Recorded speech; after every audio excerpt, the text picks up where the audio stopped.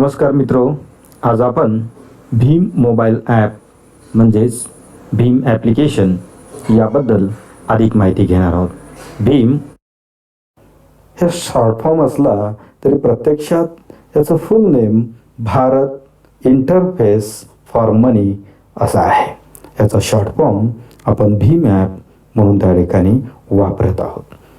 Bhim app हे national payment corporation of India म्हणजेच NPCI या संस्थेने लॉन्च केलेलं ॲप्लिकेशन असून त्याचा उपयोग आपण विविध प्रकारच्या मोबाईलमध्ये मोबाईल बँकिंग सेवांचा वापर करण्यासाठी वापरू शकतो. NPCIने आदरणीय पंतप्रधान नरेंद्र मोदी साहेब यांच्या हस्ते 30 डिसेंबर 2016 मध्ये भीम ॲप या देशातील सर्व जनतेसाठी लॉन्च केलेलं आहे. भीम ॲप हे एक युनिफाईड पेमेंट इंटरफेस आहे, म्हणजेच भीम ॲप हे एक UPI आहे. तथापि वेगवेगळ्या बँकांनी लॉन्च केलेले UPI आणि भीम UPI याच्यामध्ये एक महत्त्वपूर्ण फरक आहे. संबंधित बँकांचे UPI ॲप्लिकेशन्स किंवा मोबाईल ॲप्स हे फक्त त्या बँकांपुरते मर्यादित असून केवळ त्याच बँकेच्या सेवांसाठी त्या मोबाईल ॲपचा वापर करता येतो. परंतु भीम ॲप हे एक युनिव्हर्सल युनिफाईड पेमेंट इंटरफेस आहे, म्हणजेच ज्याचा वापर या देशातील NPCIकडे रजिस्टर असणाऱ्या सर्व बँकांच्या मोबाईल सेवांसाठी याचा उपयोग करता येतो. थोडक्यात संबंधित बँकांचे UPI हे ते बँकांच्या सेवापुरते मर्यादित आहेत, परंतु भीम UPI हे या देशातील सर्व बँकांच्या मोबाईल सेवांसाठी वापरता येणारे ॲप्लिकेशन आहे. हे ॲप सध्या 2 प्रकारच्या ऑपरेटिंग सिस्टमवरती चालू शकतं. एक म्हणजे अँड्रॉइड सिस्टम आणि दुसरी iOS. या 2 प्रकारच्या ऑपरेटिंग सिस्टम ज्या मोबाईल फोनमध्ये आहेत अशा मोबाईल फोनमध्ये आपण भीम ॲप इन्स्टॉल करू शकतो आणि त्याचा आदानप्रदानासाठी उपयोग करू शकतो. भीम ॲपची एक सर्वात महत्त्वाची खासियत म्हणजे आपण या ॲपला आपल्या विविध बँकांचे बँक अकाउंट्स लिंक करू शकतो. यामध्ये फक्त अट एक असते की ज्या ग्राहकाने आपला मोबाईल नंबर 2 किंवा इतर अधिक व्यक्तींच्या अकाउंटसाठी लिंक केलेला असेल अशी अकाउंट्स भीम ॲपमध्ये लिंक होत नाहीत. तथापि संबंधित व्यक्तीच्या अनेक बँकांच्या मधील वेगवेगळ्या खात्यासाठी स्वतःचा मोबाईल नंबर रजिस्टर केलेला असेल तर अशी विविध बँकांमधली स्वतःचीच खाती याला लिंक करता येऊ शकतात. म्हणजेच 2 किंवा 2 पेक्षा अधिक बँक खाती भीम ॲपला लिंक करण्याची सुविधा आहे. सर्वात महत्त्वाची गोष्ट म्हणजे सध्या भीम ॲप हे विविध प्रकारच्या 20 भाषांमध्ये उपलब्ध करून देण्यात आलेलं आहे. म्हणजेच ट्रान्झॅक्शनसाठी आपण मराठी, इंग्लिश, हिंदी, कोकणी, कन्नडा यासारख्या विविध 20 भाषांमध्ये भीम ॲपचा वापर आपण करू शकतो. विद्यार्थी मित्रो, भीम ॲप हे एक वैशिष्ट्यपूर्ण ॲप असून त्यामध्ये विविध प्रकारच्या सेवा सुविधांचा समावेश करण्यात आलेला आहे. या भीम ॲपची एक महत्त्वाची खासियत म्हणजे भीम ॲप हे IMPS सिस्टमवरती काम करणारे ॲप्लिकेशन असून IMPS म्हणजेच immediate payment system. Immediate payment system ही एक अशी सुविधा आहे की जिच्याद्वारे तात्काळ विशिष्ट रक्कम विशिष्ट खातेदाराच्या खात्यामध्ये ट्रान्सफर करण्याची सुविधा असते. तथापि NEFT, RTGS यासाठी बँकेने ठरवून दिलेली निर्धारित वेळ असते. मात्र IMPS प्लॅटफॉर्म हा 24/7 काम करत असतो. इवन दो बँकांच्या सुट्टीच्या दिवशीही IMPS सिस्टम कार्यान्वित असते. त्यामुळेच भीम ॲपचे व्यवहारही आपणास सुट्टीच्या दिवशी आणि 24/7 आपणास करता येणे शक्य आहे. म्हणजेच भीम ॲप हे IMPS सिस्टमवरती चालणारे मोबाईल ॲप्लिकेशन आहे. सर्वात महत्त्वाची बाब म्हणजे भीम ॲपमध्ये वापरकर्त्याला आपला यूजर प्रोफाईल सेट करणं आणि तो अपडेट करण्याची सुविधा उपलब्ध करून दिलेली आहे. सुरुवातीच्या कालावधीमध्ये या ॲपमध्ये मोजक्या सुविधा उपलब्ध होत्या, परंतु अलीकडील काळात या ॲपमध्ये अनेक वेगवेगळ्या प्रकारच्या सिस्टम्स अँड प्रोव्हिजन्स अपडेट करण्यात आलेल्या आहेत. भीम ॲपमध्ये यूजर आपला फोटो सेट करू शकतो, स्वतःचा QR कोड जनरेट करू शकतो, त्याचबरोबर स्वतःचा MMID जनरेट करू शकतो, त्याचबरोबर व्हर्च्युअल पेमेंट ID स्वतःचा जनरेट करण्यासाठी याचा उपयोग तुम्हास करता येतो. त्याचबरोबर या मोबाईल ॲपसाठी इन्स्टॉल करत असताना 2 महत्त्वाचे कोड सेट करणं हे अत्यंत आवश्यक बाब असते. यासाठी 2 कोड आवश्यक असतात. एक म्हणजे पास कोड आणि दुसरा UPI पिन. जेव्हा आपण भीम मोबाईल ॲप इन्स्टॉल करतो की त्यावेळेला सुरुवातीला ॲप ओपन करण्यासाठीचा पिन किंवा कोड म्हणजे पास कोड की जो 4 डिजिटचा असतो. तसेच त्यानंतर प्रत्यक्ष बँक खात्याद्वारे व्यवहार करण्यासाठी जो पिन सेट करावा लागतो तो पिन म्हणजे UPI पिन असतो की ज्याच्याद्वारे आपण प्रत्यक्ष आर्थिक व्यवहार करत असतो. म्हणजेच भीम ॲपमध्ये पास कोड आणि UPI पिन असे 2 विविध प्रकारचे 4 डिजिटचे कोड असतात. या कोडच्या आधारे आपण भीम ॲपचा वापर करू शकतो.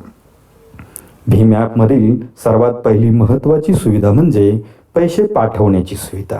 मित्रो, भीम ॲपच्या माध्यमातून पैसे पाठवण्यासाठी विविध प्रकारचे 6 पर्याय उपलब्ध करून देण्यात आलेले आहेत.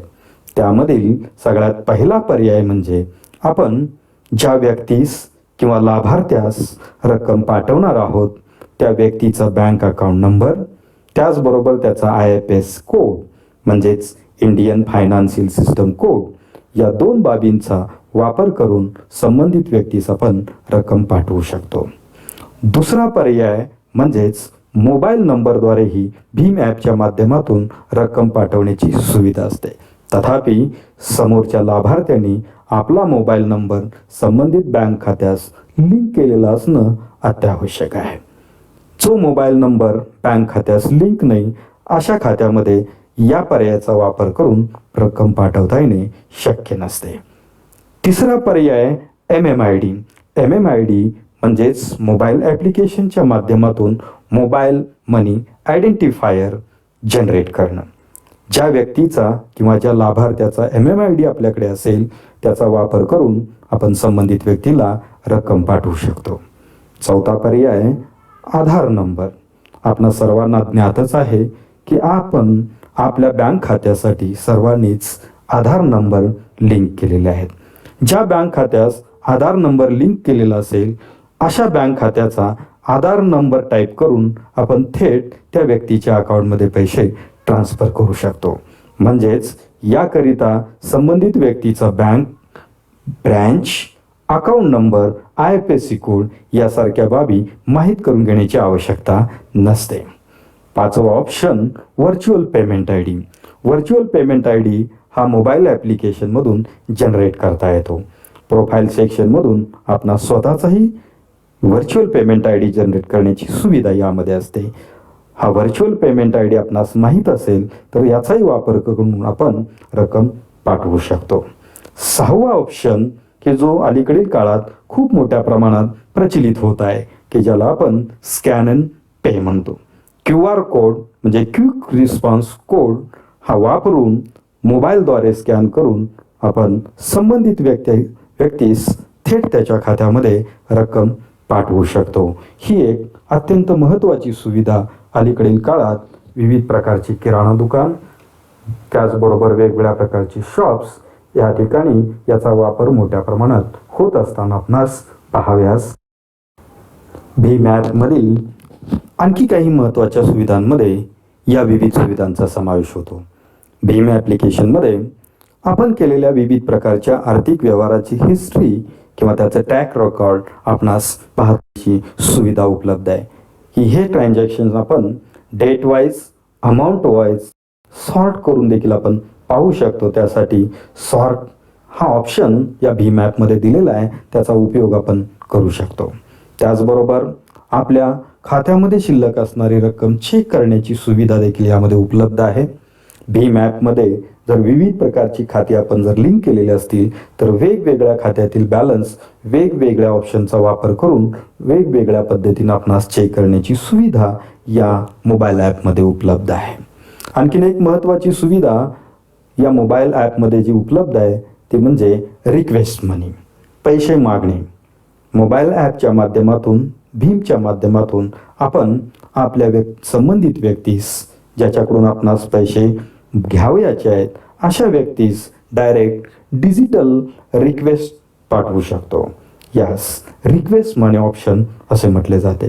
तथापि सुरक्षा कारणास्तव रिझर्व्ह बँक ऑफ इंडिया आणि NPCI यांच्याकडून रिक्वेस्ट मनीसाठीची उच्चतम मर्यादा सध्या 2,000 रुपये इतकी सेट करण्यात आलेली आहे.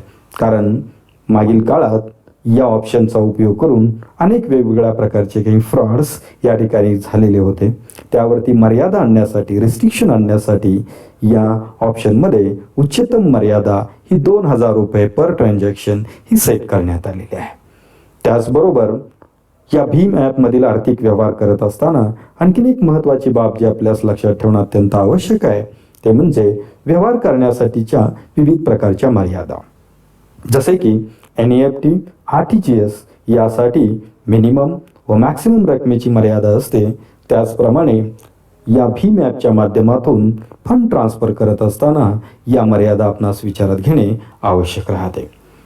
प्रतिव्यवहार या भीम ॲपच्या माध्यमातून जास्तीत जास्त 10,000 रुपये आपण ट्रान्सफर करू शकतो. 10,000 रुपयेपेक्षा अधिक रक्कम एका पर्टिक्युलर व्यवहारामध्ये आपणास करता येत नाही. तथापि पर डे एका अकाउंटच्या माध्यमातून आपणास 20,000 रुपयापर्यंतची रक्कम पाठवता येणे शक्य असते. यामध्ये आपण वेगवेगळ्या ट्रान्झॅक्शनच्या माध्यमातून जास्तीत जास्त 24 तासामध्ये 20,000 रुपये पाठवू शकतो. तथापि त्यासाठी पर ट्रान्झॅक्शन 10,000 रुपये ही उच्चतम मर्यादा ही निर्धारित करण्यात आलेली आहे. तसेच मिनिमम मर्यादेचा आपण जर विचार केला तर या ठिकाणी आपणास दिसेल की भीमच्या माध्यमातून आपण कमीत कमी 1 रुपया ट्रान्सफर करू शकतो. म्हणजे मिनिमम 1 रुपया आणि मॅक्सिमम 10,000 रुपये पर ट्रान्झॅक्शन ही त्या ठिकाणी मिनिमम अँड मॅक्सिमम ट्रान्झॅक्शनची लिमिट आहे. तथापि पर डेसाठी 20,000 रुपये ही लिमिट निर्धारित करण्यात आलेली आहे. सर्वात महत्त्वाची बाब म्हणजे भीम ॲपमधून आपण जे फंड ट्रान्सफर करत आहोत की याच्यासाठी कुठल्याही प्रकारचे चार्जेस NPCI, RBI किंवा त्या ठिकाणी आपल्या संबंधित बँकेकडून लावले जात नाहीत. हे सर्व व्यवहार टोटली फ्री ऑफ कॉस्ट आहेत. त्याचबरोबर अलीकडील काळात काही महत्त्वाच्या सिक्युरिटी फीचर्स देखील या भीम ॲपमध्ये ॲड केलेले दिसून येतात की ज्यामध्ये ब्लॉक युजर फॅसिलिटी, काही वेळेस अनेक युजर्स वारंवार रिक्वेस्ट मनीचा ऑप्शन सेंड करून आपणास त्रास देण्याची शक्यता असते. अशा परिस्थितीमध्ये संबंधित युजरला ब्लॉक करून टाकण्याची सुविधा भीम ॲपमध्ये सध्या उपलब्ध करून देण्यात आलेली आहे. त्याचबरोबर विविध प्रकारचे इलेक्ट्रिसिटी बिल्स, टेलिफोन बिल्स किंवा इतर वेगवेगळ्या प्रकारचे बिल पेमेंट करण्याची सोय देखील भीम ॲपमध्ये उपलब्ध आहे. यामधील सर्वात महत्त्वाचा एक ऑप्शन म्हणजे विशिष्ट बिलाची रक्कम 2 किंवा 3 टप्प्यामध्ये देण्यासाठी स्प्लिट बिल फॅसिलिटी ही ॲड करण्यात आलेली आहे. उदाहरणार्थ आपले इलेक्ट्रिसिटी बिल 1,000 रुपये असेल आणि आपणास ते 500-500 रुपयाच्या 2 टप्प्यामध्ये पे करायचं असेल तर यासाठी स्प्लिट बिल फॅसिलिटी या सुविधेचा वापर करून आपण 2 टप्प्यात त्या बिलाचा भरणा करू शकतो. थोडक्यात आपणास असे लक्षात येईल की ग्राहकांच्या अपेक्षा व त्यांच्या गरजा लक्षात घेऊन भीम ॲपमध्ये अनेक वेगवेगळ्या प्रकारच्या प्रोव्हिजन्स दिवसेंदिवस नव्याने केल्या जात असल्याचे दिसून येईल. काही वेळेस आपल्याकडून नजरचुकीने व अनावधानाने विशिष्ट रक्कम विशिष्ट वेळी पे करण्याचं राहून जाण्याची शक्यता असते. याचाही विचार भीम ॲपमध्ये केलेला असून त्यासाठी मॅन्डेट किंवा ॲटो पे ऑप्शन सेट करण्याची सुविधा दिलेली आहे. ज्यानुसार विशिष्ट तारखेला विशिष्ट व्यक्तीस किंवा संस्थेस विशिष्ट रक्कम ॲटोमॅटिकली सेंड करण्याची सुविधा देखील यामध्ये उपलब्ध आहे की ज्याचा उपयोग बिल पेमेंट, लोन इन्स्टॉलमेंट, विमा प्रीमियम किंवा इतर पेमेंट्स करण्यासाठी याचा उपयोग आपल्याला करता येऊ शकतो. त्याचबरोबर पेमेंट रिमाइंडरची सुविधा देखील याच्यामध्ये देण्यात आलेली आहे. काही वेळेस काही वेगवेगळ्या प्रकारचे प्रॉब्लेम्स जेव्हा ट्रान्झॅक्शनमध्ये निर्माण होत असतात तेव्हा आपण NPCIकडे कंप्लेंट रेज देखील करू शकतो. तशाही प्रकारची सुविधा हेल्प डेस्क त्याचबरोबर कंप्लेंट रेज सुविधा याच्यामध्ये उपलब्ध आहे. अत्यंत महत्त्वाची सुधारणा जी आपणास मला या ठिकाणी सांगणं अत्यावश्यक वाटतं की भीम ॲप्लिकेशनमध्ये अलीकडील काळात IPO सबस्क्राईब करण्याची सुविधा देखील उपलब्ध करून देण्यात आलेली आहे. म्हणजेच एखाद्या कंपनीने नव्यानेच शेअर्स विक्रीला काढलेले असतील तर त्याची खरेदी करण्यासाठी ASBA अकाउंटची आवश्यकता होती आणि ते अकाउंट आपणास बँकेतून स्वतंत्ररित्या ॲक्टिवेट करून देण्याची आवश्यकता होती. मात्र सध्या ही सुविधा भीम ॲपमध्येच दिलेली असल्यामुळे एखाद्या नवीन कंपनीचा किंवा अस्तित्वात असणाऱ्या एखाद्या कंपनीचा IPO जर लॉन्च झालेला असेल तर तो सबस्क्राईब करण्यासाठी आपण भीम ॲपचा वापर करू शकतो आणि तशा प्रकारची सुविधा याच्यामध्ये उपलब्ध करून दिलेली आहे. या सर्व सुविधा पाहता आपणास निश्चितपणे असं लक्षात येईल की भीम ॲप हे दिवसेंदिवस अधिक उपयुक्त बनवण्याच्या दृष्टिकोनातून प्रयत्न केले जात आहेत.